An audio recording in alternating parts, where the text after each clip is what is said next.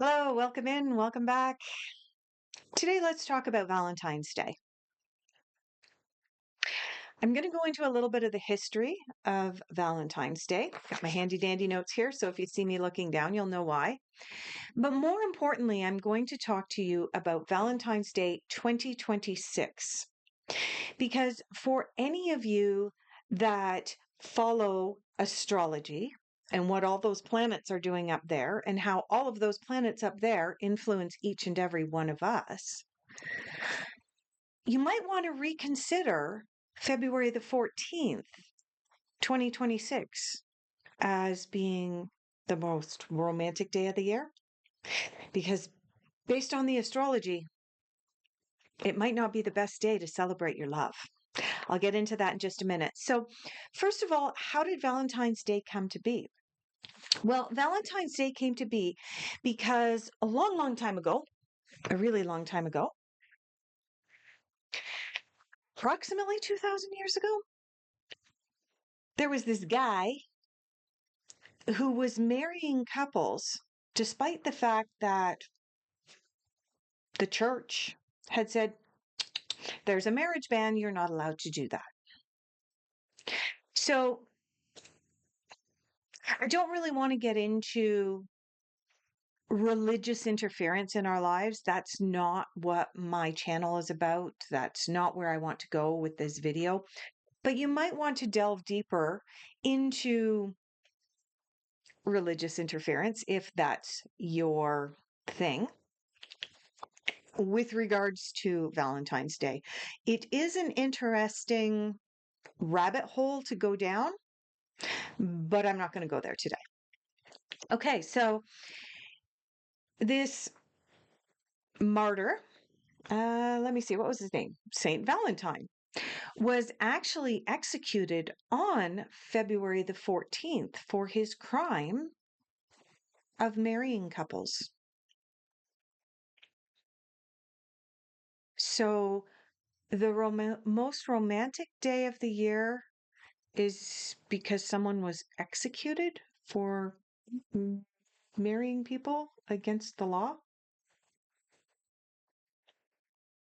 Okay, well, I guess that's kind of irrelevant. All right, so the association of Saint Valentine, excuse my lighting today. The sun just came around the corner of the house and I look like I'm yellow and sickly. I apologize. I'm really not. And I've tried adjusting this, but it's just not working. We're going to just go with it. Okay. The association of St. Valentine with romantic love came in the Middle Ages. And it came about because a poet linked the day to the mating cycles of birds. And in certain parts of the world, February the 14th is when the warmth really, really begins to come back into our lives, particularly in the Northern Hemisphere, after the long, cold winter. And that's where the birds and the bees come into love. All right, that's enough about the history. Let's get into the astrology for 2026. And again, I am consulting my notes because I don't want to make a mistake here. February the 14th, Saturn ingresses into Aries.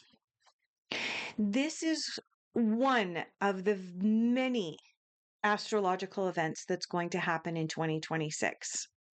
The one that's going to happen immediately following February 14th is going to be an eclipse.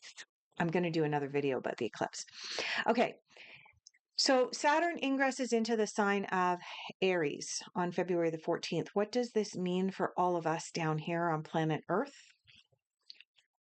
It means that tensions may be elevated. It means that anger may come out.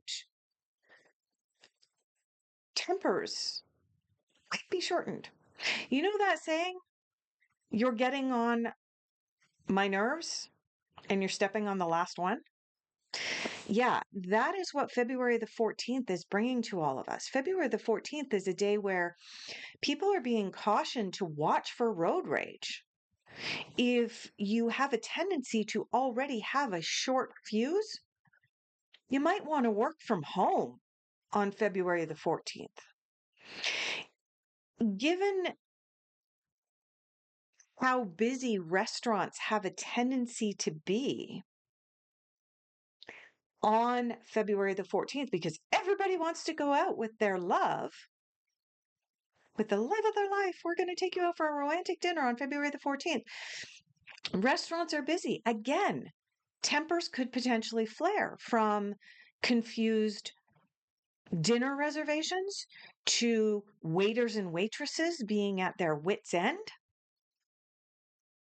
Yeah, February the 14th may not be the best day of the month of February for your romantic getaway.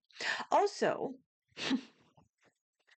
February the 14th is often a more expensive night out. Again, money, throw money into the mix with this Saturn in Aries, and you've got, again, these heightened emotions coming up. A lot of restaurants do fixed meals or fixed sit down dinners for a set price rather than having their regular menu on for February the 14th.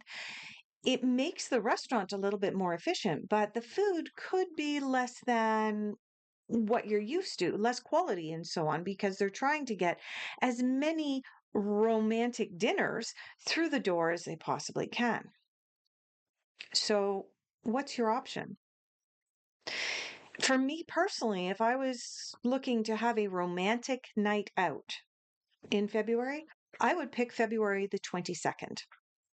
February the 22nd, Venus is going to be in Pisces and trining to Jupiter in Cancer. Okay, let me repeat that again. I'm going to read it from my notes. Venus in Pisces trines Jupiter in Cancer. What does that mean? It means that February 22nd is probably one of the best days in the year. If you're following astrology at all, if you're following what happens up there affects all of us down here, February 22nd is going to be an amazing day for love, for romance, for rekindling, for reconnection, for romantic getaways, for grand gestures of love. Now, if you are attached to a date on a calendar, by all means, book your romantic dinner on February the 14th. But if you're not so much in alignment with a specific date on a calendar,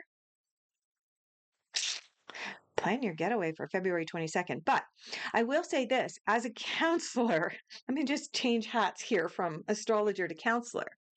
As a counselor, if your intention is to postpone your romantic meal with your love interest or your partner, tell them up front. Don't just let February the 14th pass by without doing anything, because then February 22nd might not be as romantic as you think it's going to be. Sit down with your partner, have an open, honest conversation and say, hey, do we really want to go and pay for a lesser quality meal, pay an extreme price for a lesser quality meal in a restaurant that's going to be jam packed with waiters and waitresses who are rushed off their feet, who are not having an opportunity to spend time with their loved ones today? Or should we pick a different day in February and go out and have a romantic reconnection? I'm willing to bet that most partners would be not only open to that, but absolutely be willing to step back and really be able to lean into the partnership and connection that you're trying to create, regardless of what the calendar on the wall says. All right, I'm going to leave you off there. Thank you so much for joining me. Enjoy your Valentines. no matter how you choose to celebrate or when.